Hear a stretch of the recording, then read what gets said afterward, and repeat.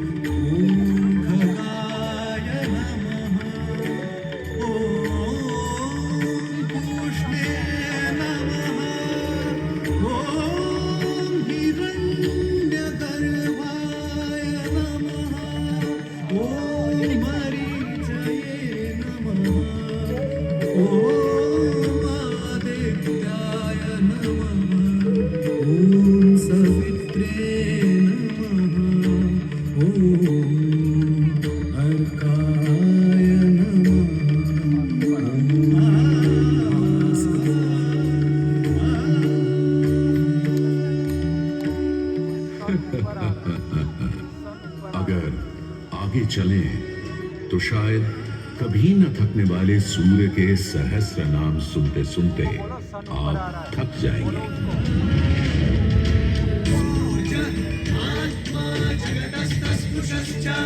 हमारी सभ्यता के सबसे पुराने और आधारभूत ग्रंथ ऋग्वेद के पहले मंडल में ही सूर्य का बखान करती हैं ऋचाएं, और सूर्य से मिली अग्नि से ही शुरू होती है ऋग्वेद की पहली ऋचा अग्नि, जो सूर्य के प्रकाश और ऊष्मा में थी।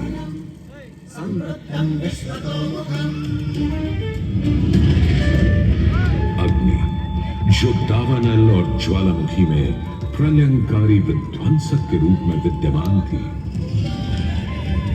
अग्नि जो चौखट पर पहरेदार तथा चूल्हे में एक मित्र के रूप में भी मौजूद थी।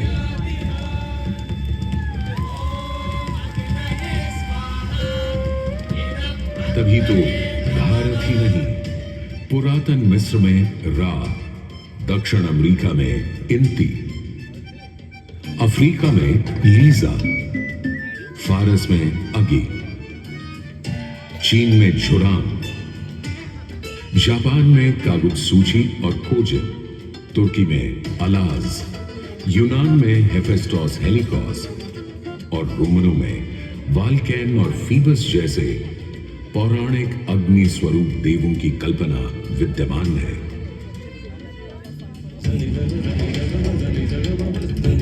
भारत में मान्यता है सूर्य ऋषि कश्यप और अदिति का पुत्र है।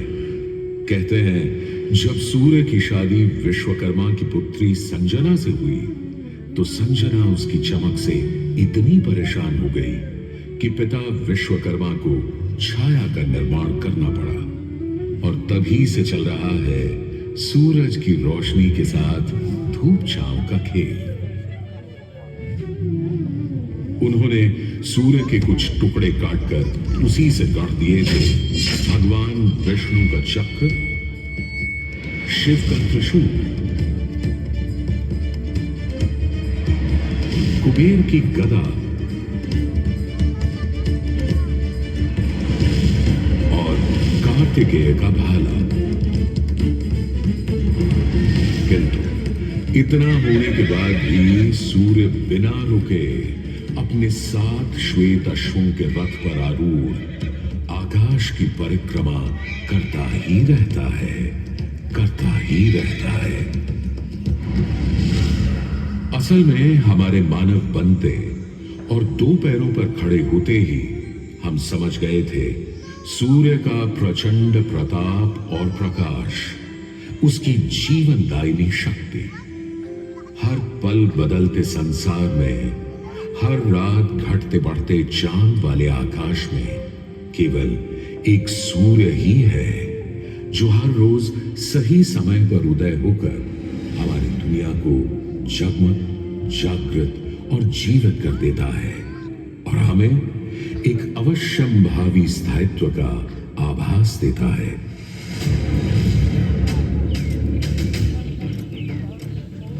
सूर्य से ही तो हमारी फसलें, फल, पक हमें भोजन देते हैं। सूर्य से ही तो हमें बादल और बारिश मिलती है और सर्दियों में सूर्य जरा रूठा तो जीना दूभर हो जाता है। पेड़ों के पत्ते झड़ जाते हैं, वन्य जीवन गुप्त होकर लुप्त हो जाता है और पूरी दुनिया बेरंग सफेद हो जाती है।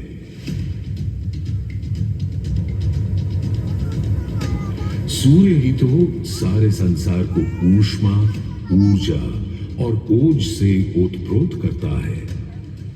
इसीलिए तो ऋग्वेद में कहा है, कांतिमय ईश जनों का मुख प्रकट हुआ है सूर्योदय के साथ। हे ईश्वर, इस आदित्य के उदय के साथ हमें अंधकार, दुर्भाग्य और पाप दोषों से भी बंधन मुक्त कर देना आज।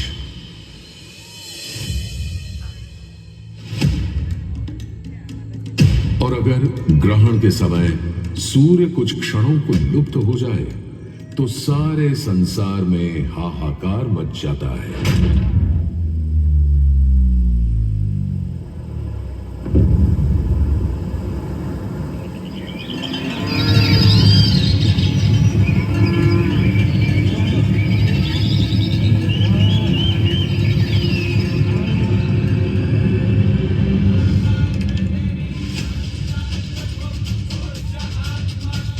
यह सूर्य के अनंत गुणों का प्रभाव ही तो है कि सारे संसार में आदिकाल से सूर्य की अर्चना, आराधना और सूर्य मंदिरों का निर्माण होता रहा है।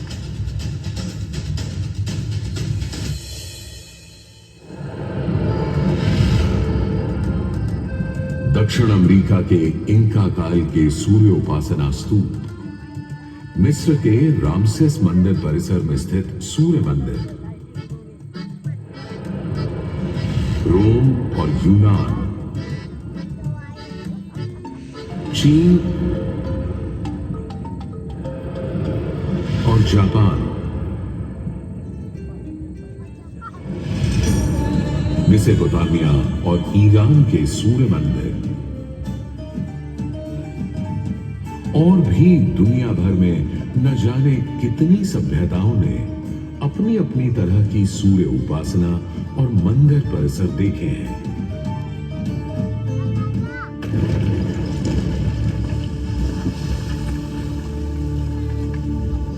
उत्तर में कश्मीर में बना मार्तंड मंदिर, जहां भारत भर के मंदिर परिसरों में सबसे विशाल है, तो पूर्व में ओडिशा का कोणार्क मंदिर सबसे वैभवशाली, पूर्वोत्तर में असम और मणिपुर के सुंदर सूर्य मंदिर देखते बनते हैं, तो दक्षिण में तमिलनाडु, केरल, कर्नाटक आदि के सूर्य मंडप अपनी अलग छटा रखते हैं। उधर उत्तराखंड, उत्तर प्रदेश, बिहार, मध्य प्रदेश, हरियाणा और हिमाचल में भी सूर्य मंदिरों की हार माला सी बनी है।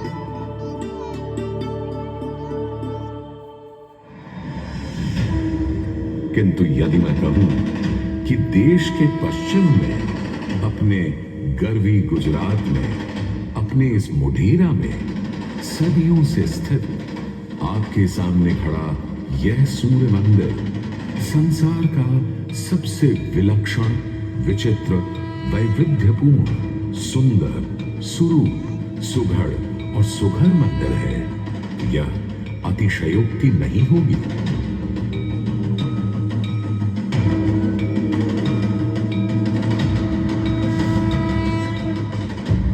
11वीं सदी में चालुक्य घराने के सूर्यवंशी सोलंकी सम्राट भीमदेव प्रथम ने तो यहां एक चमत्कार ही कर दिखाया।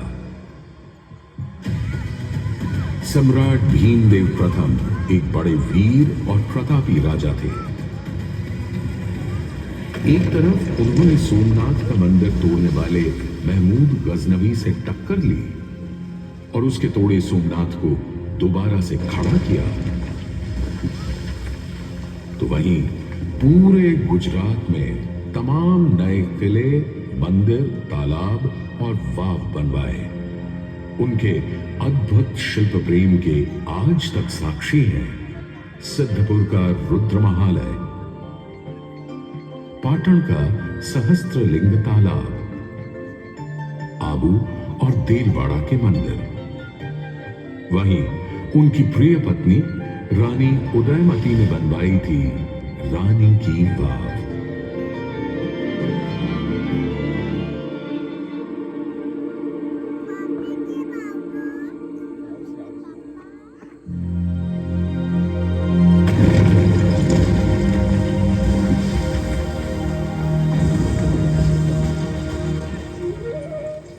किंतु इन सारे स्थापत्य और शिल्प के नमूनों से कहीं ऊपर था राजा भीमदेव का पुष्पावती नदी के किनारे सन 1026-27 में करवाया इस सूर्य मंदिर का निर्माण। महसाणा से 20 किलोमीटर दूर बने इस मंदिर में आज नदी भले थोड़ी दूर चली गई हो, पर मंदिर के ठीक सामने बना सूर्य कुंड इस सुंदर परिदृश्य में पानी की कमी खलने नहीं देता। सूर्य के प्रकाश पुंज और जल का यह खेल पूरे परिसर को तरंगित और झंकृत करता रहता है।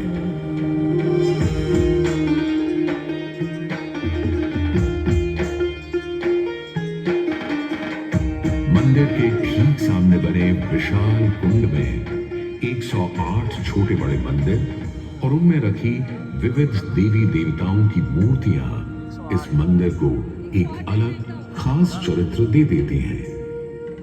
इसका एक और नाम है रामकुंड, और क्यों ना हो, जबकि यहां विस्तृत धर्मारण्य वन क्षेत्र में ही श्री राम ने मोढेरक का निर्माण करवाया था। इस कुंड के पानी में मंदिर इस तरह प्रतिबिंबित होता है कि लगता है मानो अग्नि और जल घुल मिलकर कोई खेल खेल रहे हों।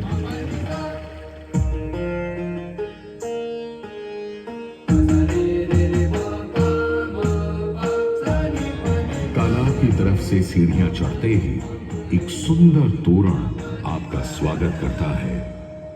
तोरण से होते हुए जैसे ही आप मंदिर के पास पहुंचते हैं, एक नया संसार सामने आ खड़ा होता है।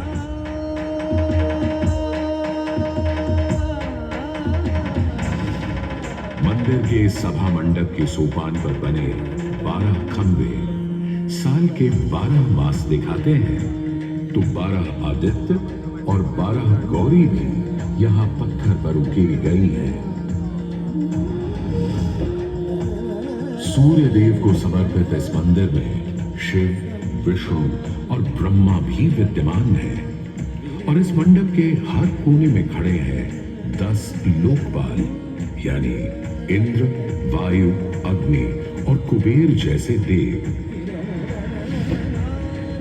आज भी हजारों तीर्थयात्री यहाँ उत्तरार्ध महोत्सव मनाने और सूर्य को प्रणाम करने आते हैं। इस हेरिटेज साइट पर हजारों देशी विदेशी सैलानी भारत के इस विलक्षण सूर्य मंदिर को देखने, समझने, इसकी वैज्ञानिक पहेलियों को बूझने चले आते हैं। संसार और विशेषकर भारत में बने अधिकतर सूर्य मंदिरों की तरह मोढेरा के मंदिर को बहुत वैज्ञानिक सोच समझ से बनाया गया है। पूर्व पश्चिम धुरी पर पूर्वोन्मुखी यह मंदिर इस तरह रचा गया है कि विषुव पर्व के दिन, यानी उस दिन जब दिन और रात ठीक बराबर होते हैं, सूर्य की पहली किरण सीधे गर्भगृह में स्थापित सूर्य प्रतिमा पर ही गिरती थी।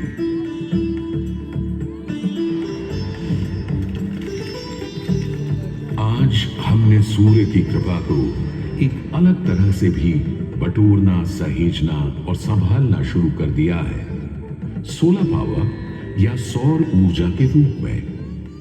आज जब हमें अपनी धरती और पर्यावरण को खनन और प्रदूषण से बचाना है, तो ऐसे में भी सूर्य देवता ही तो हमारे सबसे बड़े मित्र बनकर सामने प्रकट हुए हैं। यहां बैठकर जो शो आप देख रहे हैं, वो भी दिन में इकट्ठी की गई सौर ऊर्जा से ही चल रहा है। और क्यों ना हो, जब हमारा भारत प्रधानमंत्री आदरणीय नरेंद्र मोदी जी के प्रोत्साहन और नीतियों से दुनिया का चौथा सबसे बड़ा सौर ऊर्जा बनाने वाला राष्ट्र बन गया है।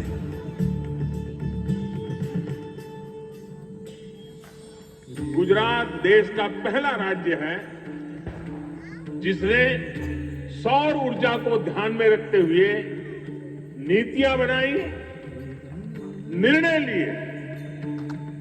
हमने नहरों तक पर सोलर पैनल लगा दिए और जिसकी चर्चा विदेशों तक में हुई। आज भारत रिन्यूएबल एनर्जी के उत्पादन के मामले में दुनिया की चौथी बड़ी ताकत है, दुनिया की।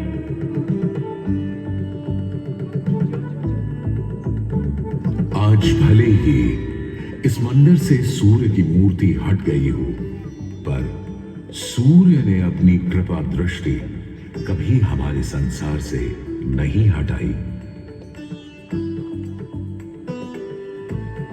हम तो बस मोढेरा के सूर्य मंदिर में फिर आए और कवि प्रदीप की लिखी इन पंक्तियों से आकाश में विद्यमान सूर्य से गुहार लगाएं कि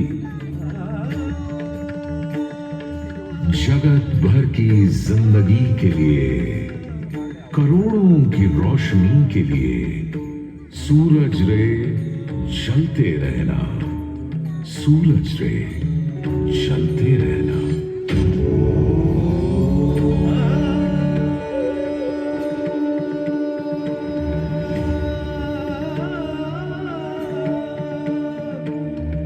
Oh